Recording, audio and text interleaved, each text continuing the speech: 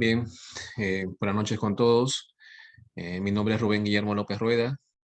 Soy abogado por la Universidad Nacional Mayor de San Marcos. Actualmente me desempeño como fiscal provincial penal en la provincia de Pisco y debo agradecer al doctor Henry Ventura por permitirme dirigirme a ustedes en esta oportunidad para culminar un tema actual de derecho penal general, y esto es las causas de justificación. En concreto, las causas de justificación que quedaron pendientes, estado de necesidad, me parece, y el ejercicio legítimo de un derecho, cargo, oficio o cumplimiento de un deber, ¿no? Eso lo vamos a culminar en esta sesión brevemente para tocar otros temas, digamos, de consecuencias jurídicas del delito, los delitos de omisión, responsabilidad penal de las personas jurídicas, entre otros, para las siguientes sesiones, si el tiempo lo permite también. Bien, rápidamente habíamos mencionado hasta este momento que, de acuerdo con la teoría del delito elaborada por la dogmática jurídico-penal alemana, una conducta, para ser calificada en definitiva por parte del juzgador como delito, requiere pasar por varios estadios, requiere pasar varios filtros, que en esencia son filtros de valoración, son filtros normativos.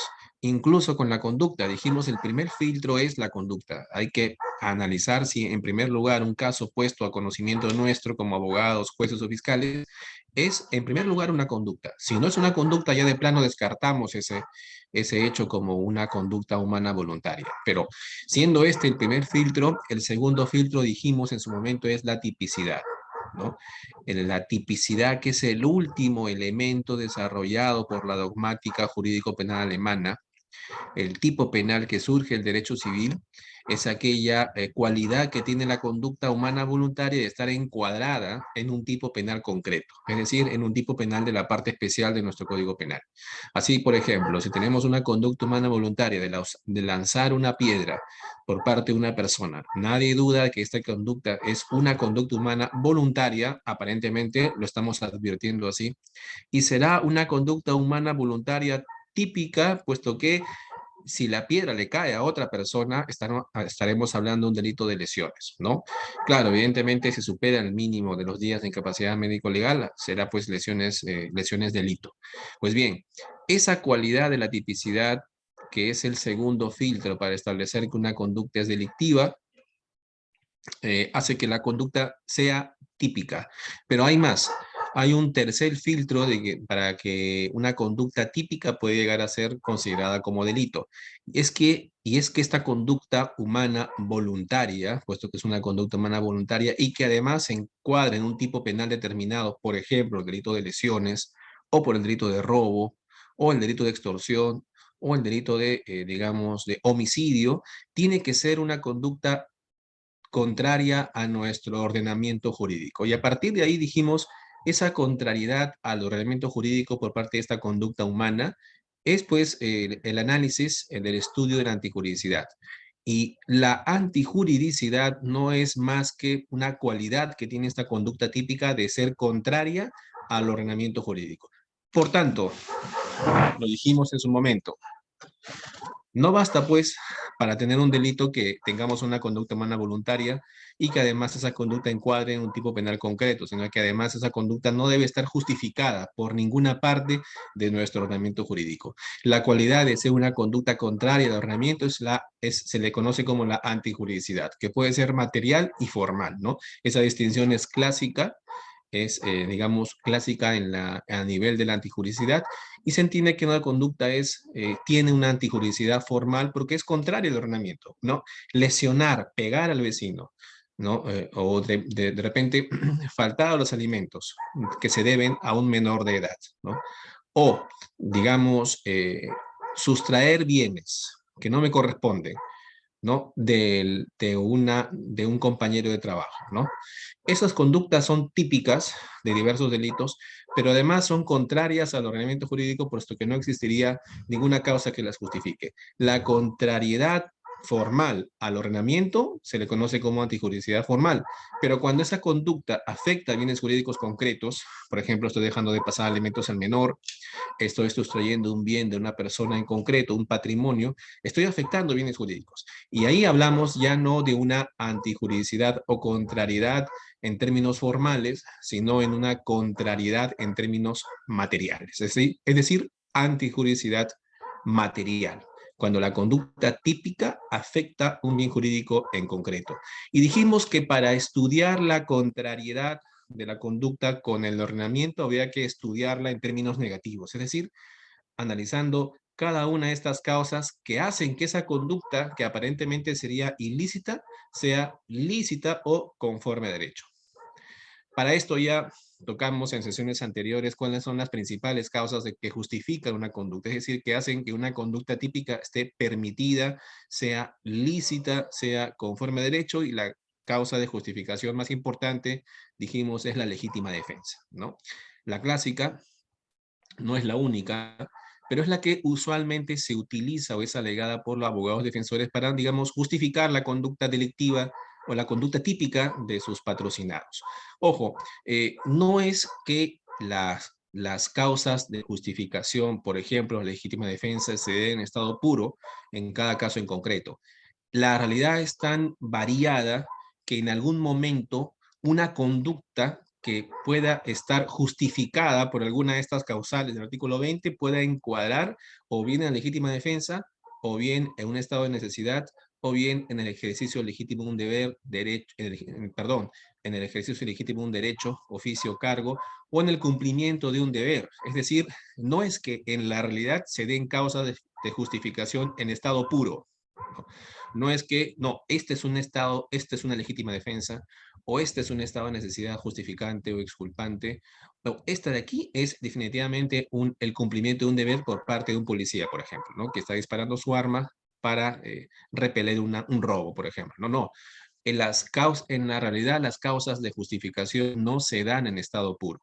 Va a haber momentos en los que los requisitos presupuestos de un estado de necesidad y de otro pueden calzar o concurrir en un caso en concreto. Lo preponderante aquí es analizar, y para esto sirven los cursos, digamos, estas proyecciones, estas exposiciones, recordar cuáles son los presupuestos que gobiernan cada causa de justificación para saber si en un caso concreto nos decantamos, nos decidimos como abogados y defensores, como fiscales o como jueces, no nos decantamos o nos decidimos por una causa de justificación en lugar de otra. No existe un concurso real o ideal de causas de justificación. En definitiva, uno tiene que decidir qué causa de justificación alegar en una defensa. Por ejemplo, el caso del efectivo policial, como ahora lo estamos viendo y como, bueno, estamos viviendo una situación de alarma actualmente en el país, una situación política bastante, digamos, difícil, porque estas situaciones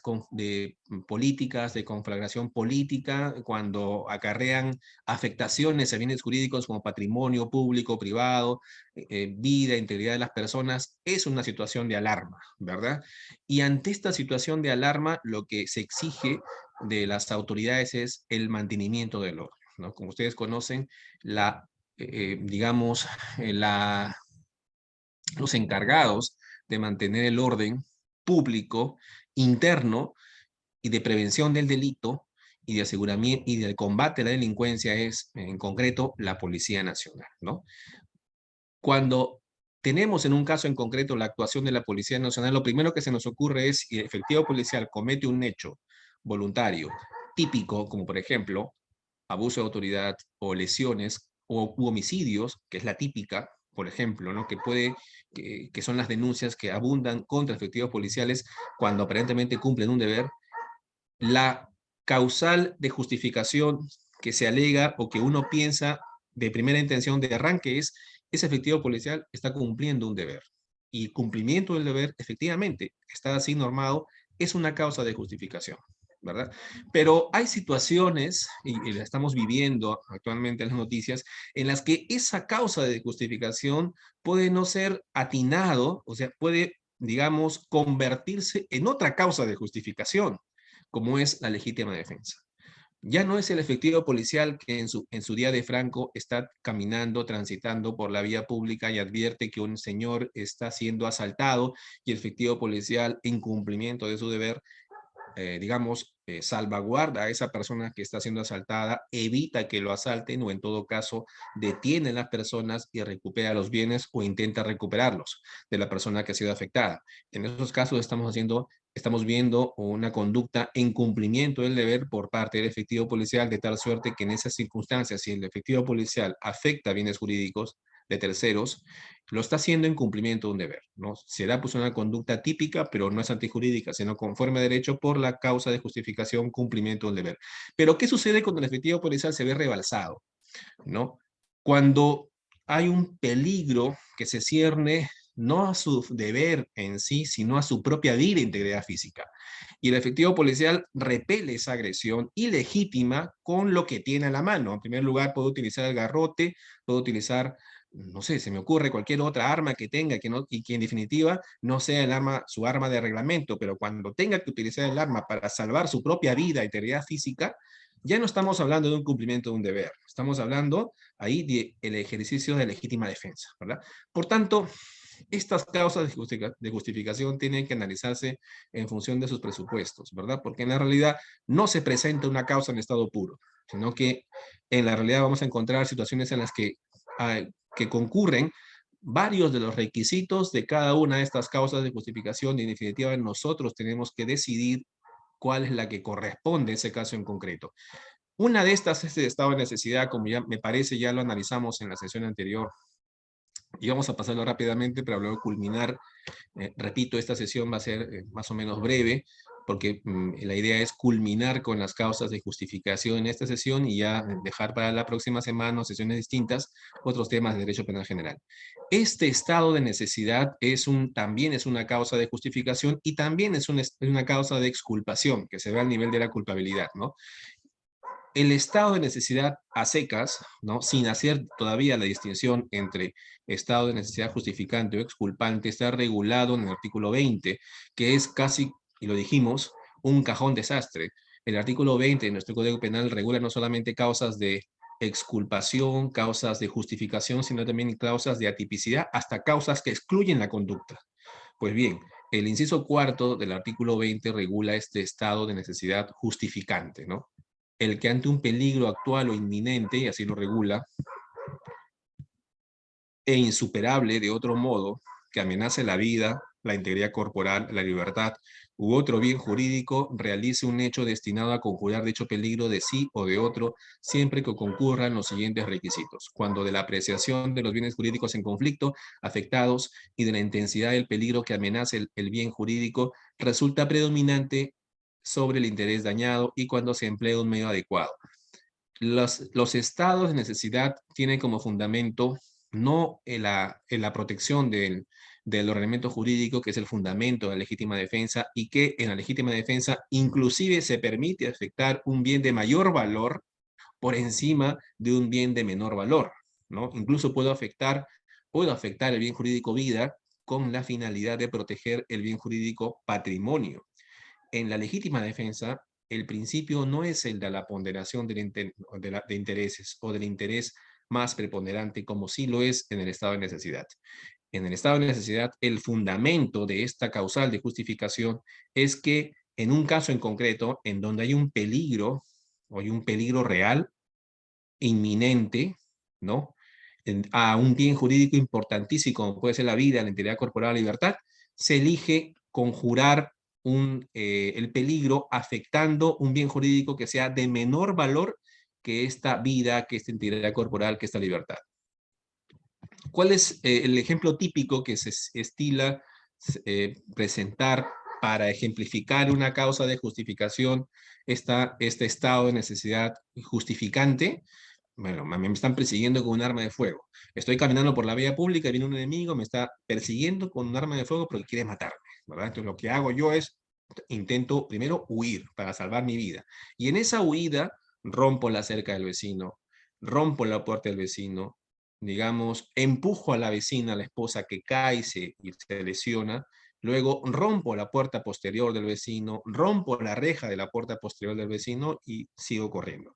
Ahí evidentemente he cometido un delito de daño y es doloso porque mi intención ha sido, digamos, romper. No es un daño culposo, es un daño doloso.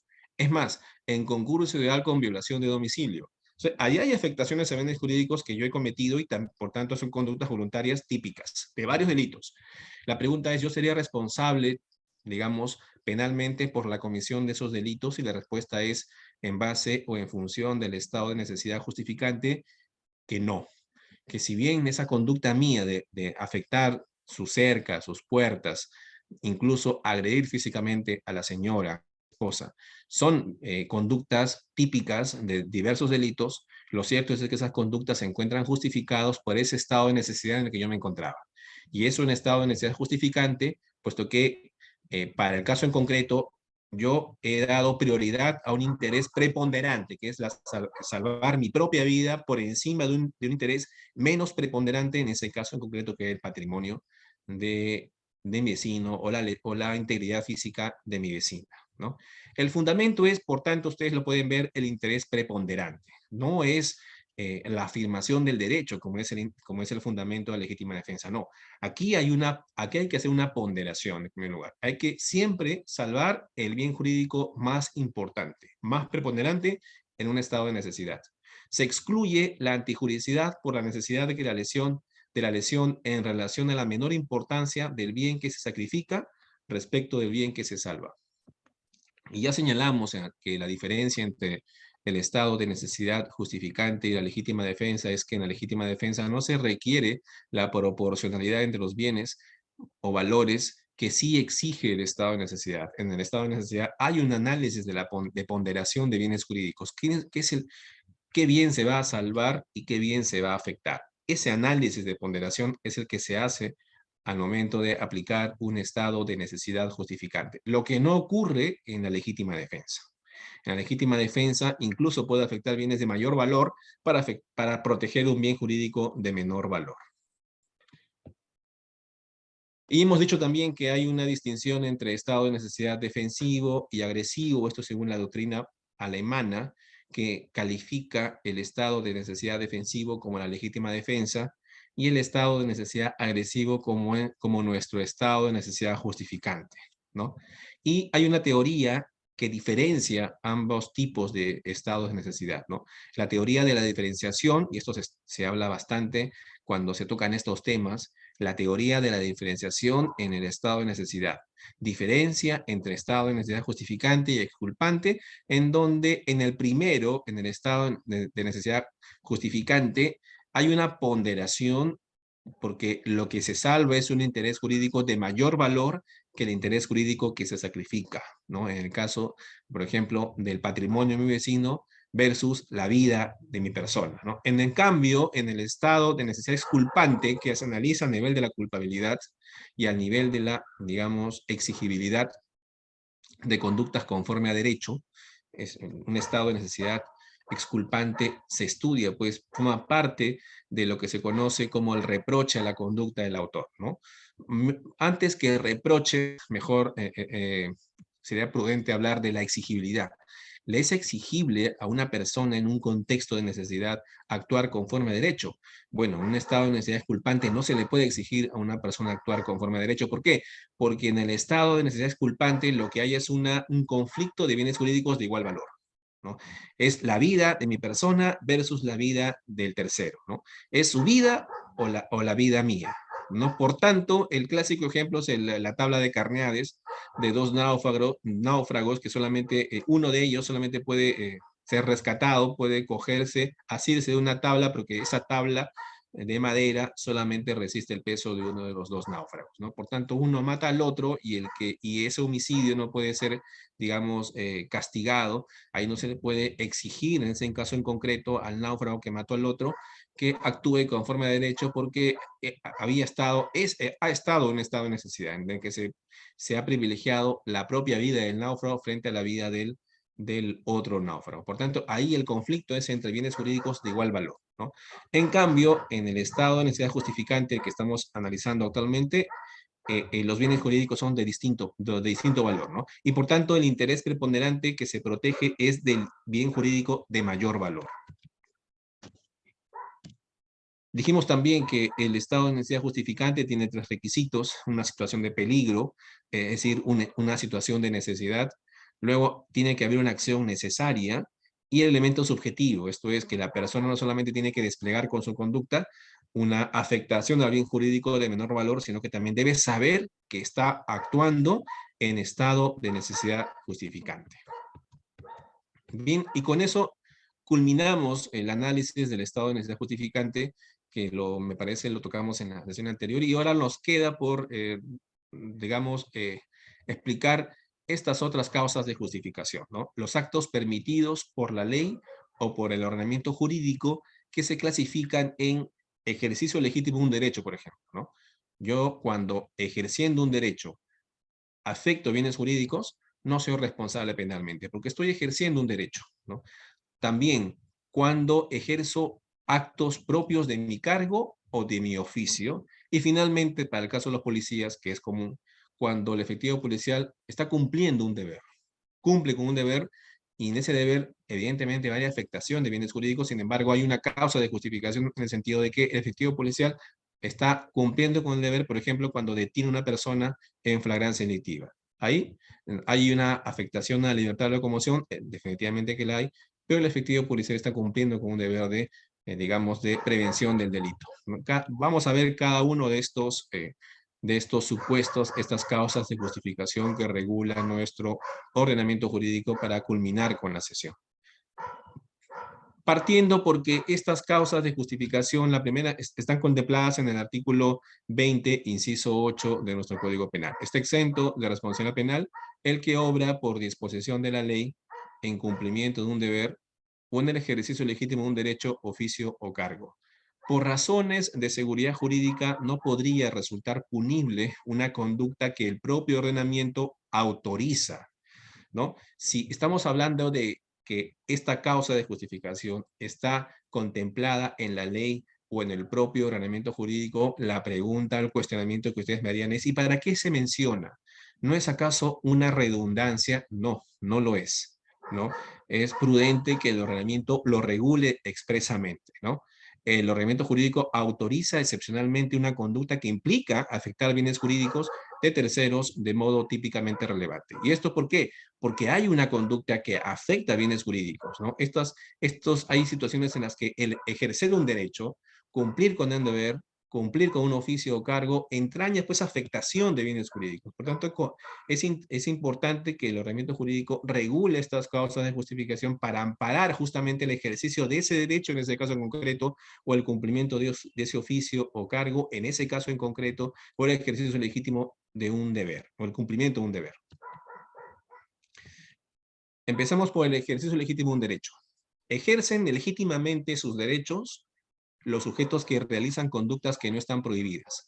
Se deduce esta causal del principio de reserva, en el sentido de que nadie está obligado a hacer lo que la ley no manda, ni impedido de hacer lo que ella no prohíbe. Esta causal de ejercicio legítimo, un derecho, es decir, yo estoy cometiendo un delito, no, yo estoy ejerciendo mi derecho, se deriva del principio de unidad del ordenamiento jurídico. Por ejemplo, no comete en violación de domicilio el que ingresa a su propia casa, ¿verdad? Definitivamente que no. Es una justificación superflua o innecesaria, como ya lo he mencionado, no se limita a explicar una causa obvia, pues podría resultar dudoso si el derecho establecido por una ley no penal pueda justificar el hecho desplazando la ley penal que en general la castiga. Por tanto, por razones de conveniencia es que se regula, se mantiene la regulación de esta causa de justificación, ejercicio legítimo de un derecho, por más de que parezca una obviedad. El ejercicio del derecho de información y opinión, por ejemplo, es un caso que se da todos los días. Se presenta este eximente para justificar lesiones al honor que son producidas como consecuencia del derecho de información, del derecho de opinión, del derecho de expresión y difusión de pensamiento que ejercen los profesionales periodistas. Todos los días podemos advertir en las noticias cómo los periodistas de opinión, de información, afectan el honor de las personas. Cuando, por ejemplo, sacan un reportaje, probable acto de corrupción en la Fiscalía de Pisco, por ejemplo, ¿no? Y mencionan el nombre completo de las personas involucradas. Hay una afectación, definitivamente que la hay, con la sola propagación de esa información al honor, a la reputación, de que la hay, la hay, ¿verdad? Pero estamos hablando del ejercicio legítimo de un derecho. No podemos inmediatamente denunciar a ese periodista de haber causado una afectación a mi honor, a mi buena reputación. No, porque está cumpliendo con un derecho, está ejerciendo un derecho, derecho de información, derecho de opinión, derecho de difusión. También otro ejemplo que se estila es el derecho de denunciar. La jurisprudencia reconoce el derecho de denunciar que ejercen las personas que han sido ofendidas por un delito. Y esa denuncia no puede ser, digamos, calificada como acto delictivo. No, es un derecho conocido como derecho a la tutela jurisdiccional efectiva, que constituye una causa de justificación frente al delito de, por ejemplo, una denuncia calumniosa. No, esta persona me ha denunciado de manera que no sabía que yo no soy responsable. Un momentito, esa persona está ejerciendo un derecho a la tutela jurisdiccional efectiva, derecho a denunciar, y por tanto es un ejercicio legítimo de un derecho, y por tanto no es, figura como una causa de justificación. El derecho de corrección es un derecho que autoriza, por ejemplo, a los padres y a las personas que ejercen patria potestad a corregir moderadamente a los menores, ¿no? A los hijos, a los pupilos, entre otros. La definición de moderación de la conducta correctiva es relativa y se condiciona a las circunstancias culturales y sociales, en especial a la minoría de edad. ¿No? La exposición a la vida o a la salud abusando de los medios de corrección califica como delito.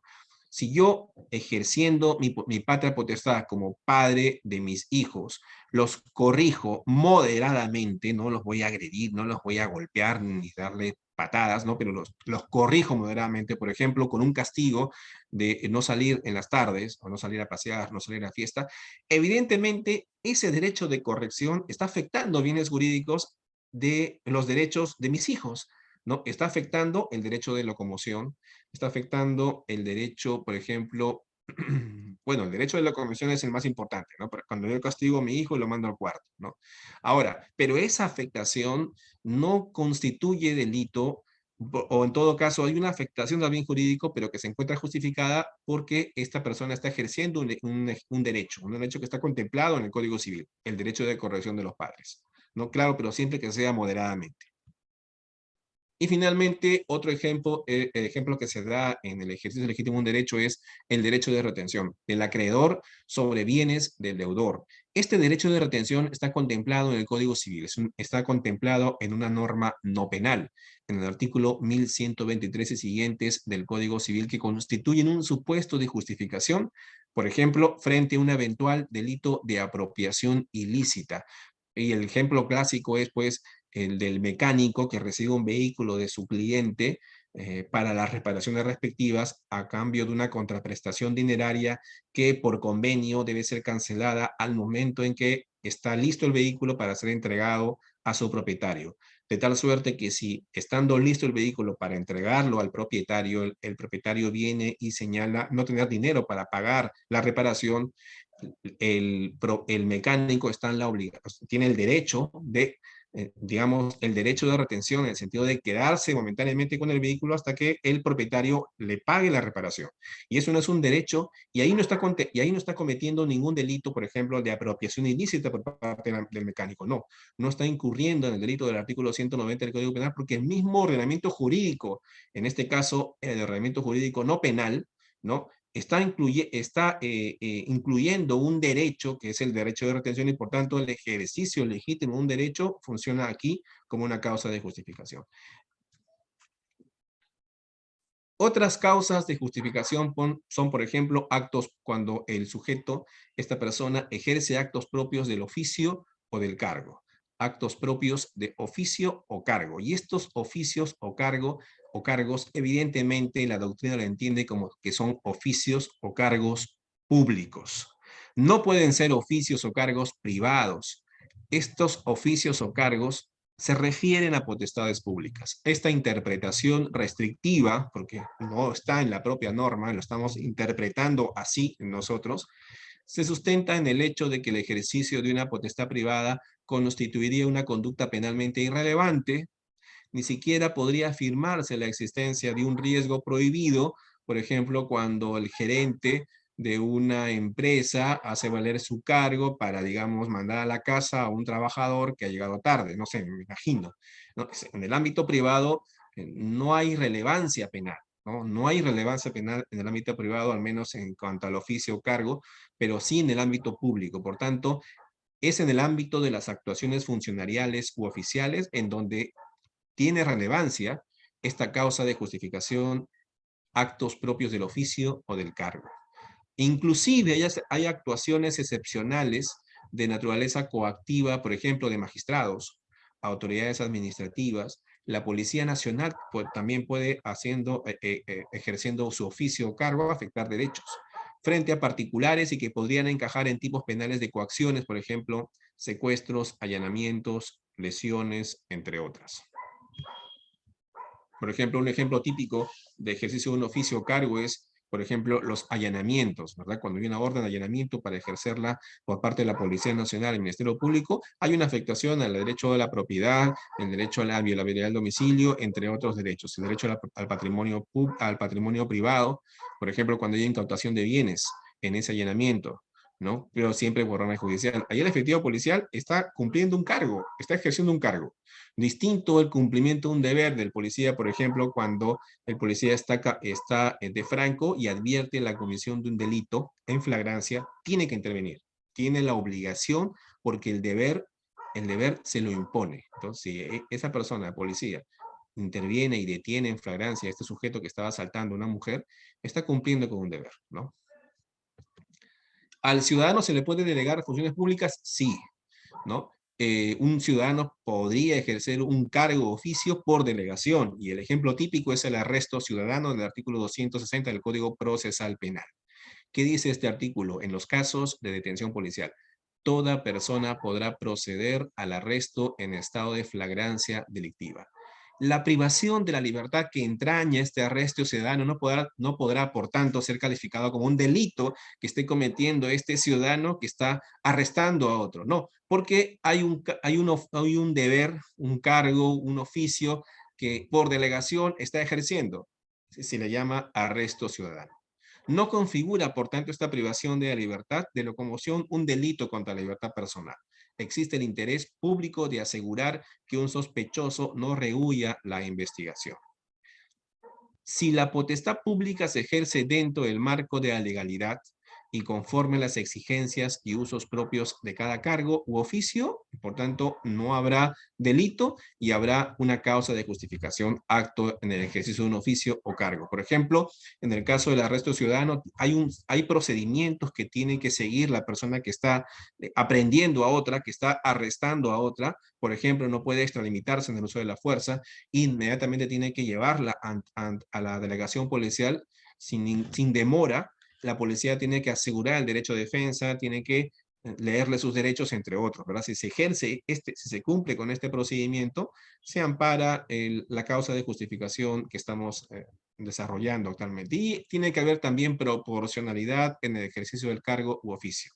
El ejercicio de las potestades ajenas al cargo o extralimitándose de las asignadas no se encontrarán justificadas y podrá generar responsabilidad penal por las lesiones o afectaciones producidas. Por ejemplo, yo puedo ejercer mi derecho, el cargo de arresto ciudadano, si estoy advirtiendo la presencia de un delito en flagrancia, pero yo no puedo, eso no me autoriza para lesionar, ¿verdad? Cuando ya he reducido a una persona en flagrancia delictiva, el derecho no me permite, o ese oficio o cargo por delegación, no me autoriza a golpearla, no me autoriza, por ejemplo, a flagelarla, a cortarla con un cuchillo, a mutilarla, me pongo en casos extremos, entre otros. Y ahora, la última causa de justificación de esta sesión es el cumplimiento de un deber. Como yo lo había señalado hace un momento, estamos en una situación crítica de incertidumbre política y sobre todo alteración del orden público. ¿A quién le corresponde por ley asegurar el orden interno a la Policía Nacional? Además, tiene la función no solamente de asegurar el orden interno, sino la prevención de delitos. Y por tanto, la policía siempre está en actividad, siempre está alerta, siempre está, digamos, de servicio, aunque esté de franco, y un deber de la Policía Nacional es ante la advertencia de la comisión de un delito en flagrancia, está en la obligación, en el deber de proteger a los ciudadanos y evitar que afectaciones a estas personas, ¿no? El cumplimiento de un deber se presenta cuando la actuación conforme a un deber trae consigo la afectación de otros bienes jurídicos, ¿no? Si el policía está viendo que una persona está siendo asaltada, está en la obligación de intervenir.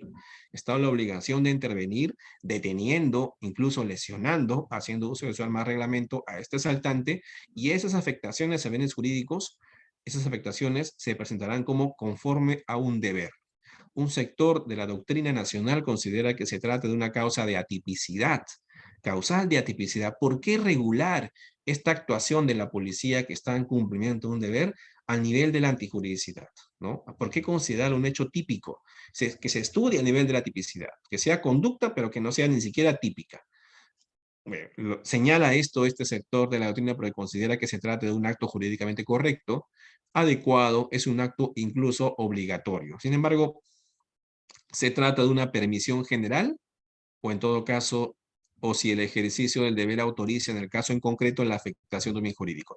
Si analizáramos el cumplimiento de un deber como una causal de atipicidad, no estaríamos diciendo que en todos los casos, en manera general, cuando un policía en cumplimiento de un deber afecta a bienes jurídicos, esa conducta va a ser atípica, ¿no? Por tanto, lo que la doctrina asume es que no.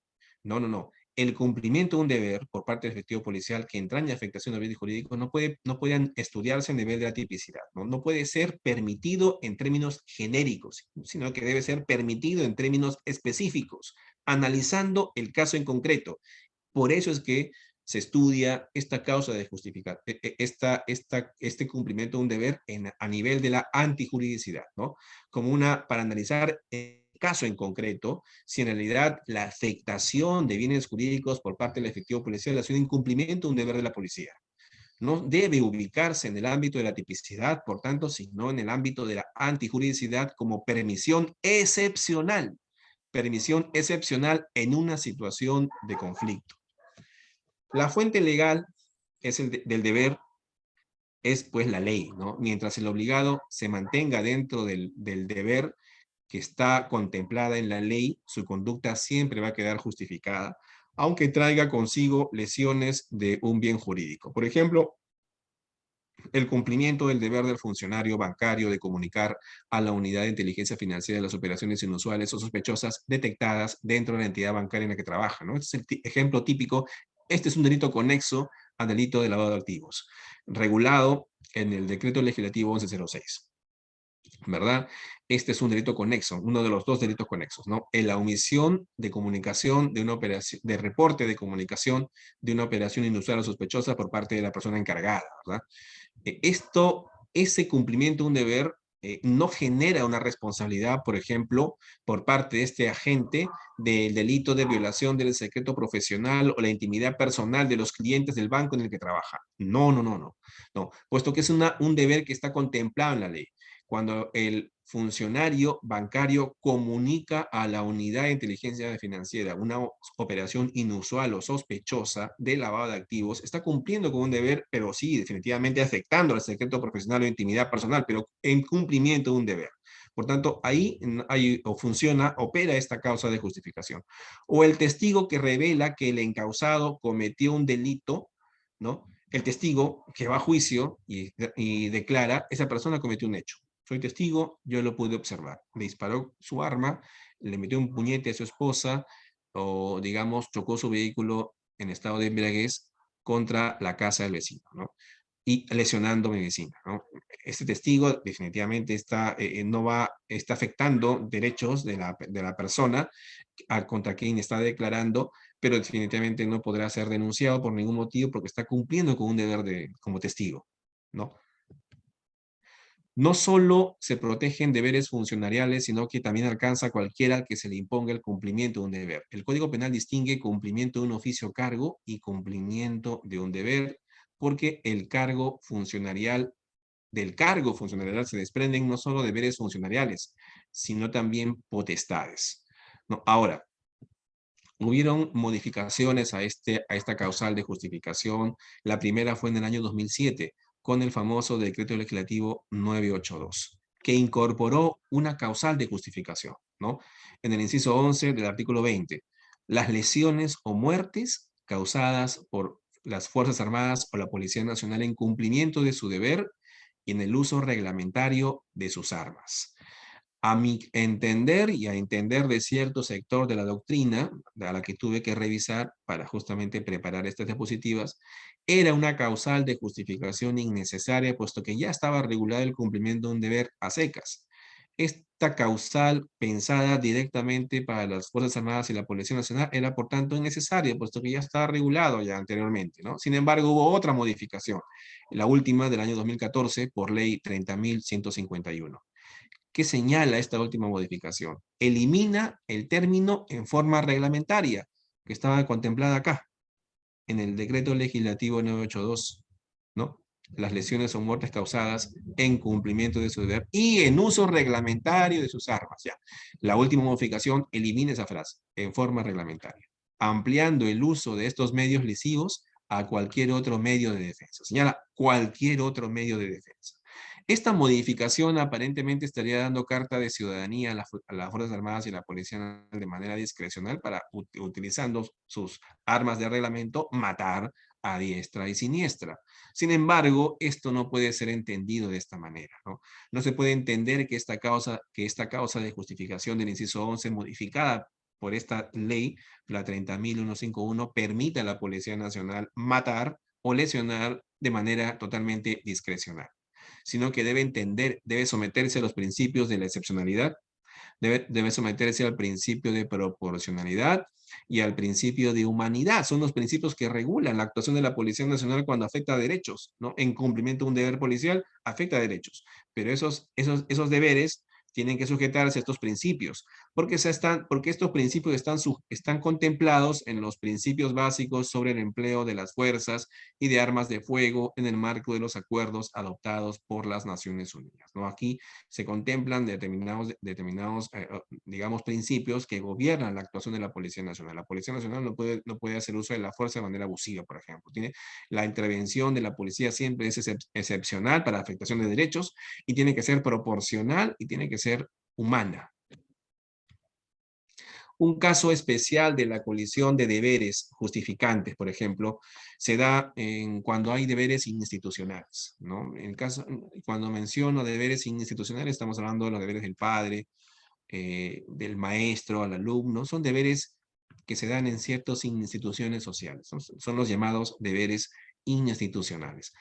Me pongo en el ejemplo siguiente. Cuando existen dos deberes, un deber de actuar y el otro de omitir, que son distintos y que deben cumplirse de manera simultánea, siendo por tanto físicamente imposible que se cumplan de manera simultánea, sino que tiene que cumplirse uno en detrimento del otro. Y el ejemplo típico es el ejemplo del padre que ve a sus dos hijos ahogarse y solo puede salvar a uno de ellos, ¿no? Por tanto, aquí cumple con el deber de actuar porque actúa salvando a uno, pero digamos omite un deber de actuar respecto al el segundo hijo que muere. El cumplimiento de uno de esos deberes levanta la antijuridicidad del incumplimiento del otro deber, ¿no? Ahí no hay responsabilidad penal, puesto que se trata de un caso especial de deberes institucionales en colisión. Inicialmente, la colisión de deberes fue considerada como un supuesto de estado de necesidad, luego solucionable por la preponderancia de lo preservado o ponderación de intereses. Y si los deberes eran de igual jerarquía, le correspondía al obligado elegir, ¿no? Posteriormente, con la normativización de las estructuras de imputación, se abandona la distinción entre acción y omisión y también la distinción entre deberes de actuar o deberes de omitir. Este conflicto de deberes inicialmente se estudiaba, como estaba señalando acá, a nivel del estado de necesidad, ¿no? Pues cuando menciona el caso del padre que tenía que salvar a uno de los dos hijos, ustedes me dirán, ahí hay un estado de necesidad. Sin embargo, como tratándose de colisión de deberes, lo estoy trayendo a colación con esta causal de justificación, cumplimiento de un deber, ¿no? Para García Cavero, él considera que para saber cuál es el deber que debe prevalecer frente al otro, esto depende de la clase de competencia que el incumplimiento del deber generaría, ¿no? Hay una competencia que alcanza a toda persona por el ejercicio de su libertad de organización atribuida a todo ciudadano, ¿no? Es una competencia por organización y hay otra competencia derivada de la infracción de deberes positivos derivados de una institución social específica, ¿no? Por otras palabras, ¿no? En otras palabras, este deber de competencia por organización incumbe a todo ciudadano, independientemente de los deberes específicos que cada uno tenga, ¿no? En cambio, un deber de competencia institucional compete solamente a determinados ciudadanos con ese deber institucional. Si los deberes concurrentes se desprenden de la libertad de organización atribuida a cualquier ciudadano, la competencia penal se determina mediante la ponderación de intereses en juego, que en este caso es ponderación de deberes, por el mayor valor del bien jurídico preservado. Si la persona a la que su vecino, por ejemplo, si la persona a la que su vecino le encomienda cuidar a su menor hijo y a su mascota, opta por salvar al hijo, pero no a la mascota en un incendio, ¿no? Ahora, si los deberes concurrentes son de naturaleza institucional, hay que hacer aquí una jerarquización de los deberes en función de la intensidad de la institución. De una institución fuerte, como la familia, ante una institución débil, como por ejemplo el deber del médico respecto de salvar la vida de su paciente. Tenemos, por ejemplo, el caso de un médico que salva la vida de su hijo, no será competente por el incumplimiento del deber de atender a su paciente en situación de emergencia. Claro, el médico tiene la obligación, tiene el deber, perdón, institucional de salvar la vida de su paciente, pero estaba la vida de su paciente y también estaba la vida del hijo. Si salva al hijo, no será responsable por no haber salvado la vida de su paciente, ¿no? Porque acá hay una ponderación de deberes institucionales. Hay deberes institucionales que son más importantes que otros, ¿verdad? En este caso, el deber padre a hijo resulta ser más importante, más prevalente que el deber médico-paciente. La lógica ponderativa de los bienes jurídicos comprometidos puede modificar a la jerarquización de los deberes institucionales. El que salva la vida de su paciente justifica la omisión del deber de impedir una lesión leve a su hijo. Esto ya lo hemos hablado anteriormente. Y si los deberes concurrentes tienen naturaleza organizativa e institucional, es decir, aquí confluyen deberes que corresponden a todas las personas, por ejemplo, deberes de solidaridad, con deberes institucionales. Si hay una, digamos, hay un caso así, la solución dependerá de la jerarquización que se pueda hacer en cada caso en concreto. Por ejemplo, me pongo en el supuesto de salvar al hijo propio, justifica el incumplimiento del deber de salvar al hijo encargado del vecino en un incendio. En un incendio yo tengo el deber de salvar a mi hijo, pero también tengo el deber de salvar al hijo de mi vecino, porque mi vecino me encargó cuidar a su hijo mientras él estaba de fiesta. Y sin embargo, se da la casualidad de que tanto mi hijo como el hijo del vecino estaban dentro de esa casa y ocurre un incendio. Si yo salvo a mi hijo, eso no quiere decir que yo tenga que responder por el incumplimiento del deber de salvar al hijo de mi vecino. Ya para culminar, la solidaridad no siempre debe ceder ante la organización, ¿no? El que salva de morir a un niño en un incendio, por ejemplo, no es competente por no salvar a la mascota del vecino que se tiene bajo cuidado. Las reglas de la jerarquización de deberes no inciden en la relevancia penal de las actuaciones precedentes. Por ejemplo, una actuación precedente también engendra deberes, ¿verdad?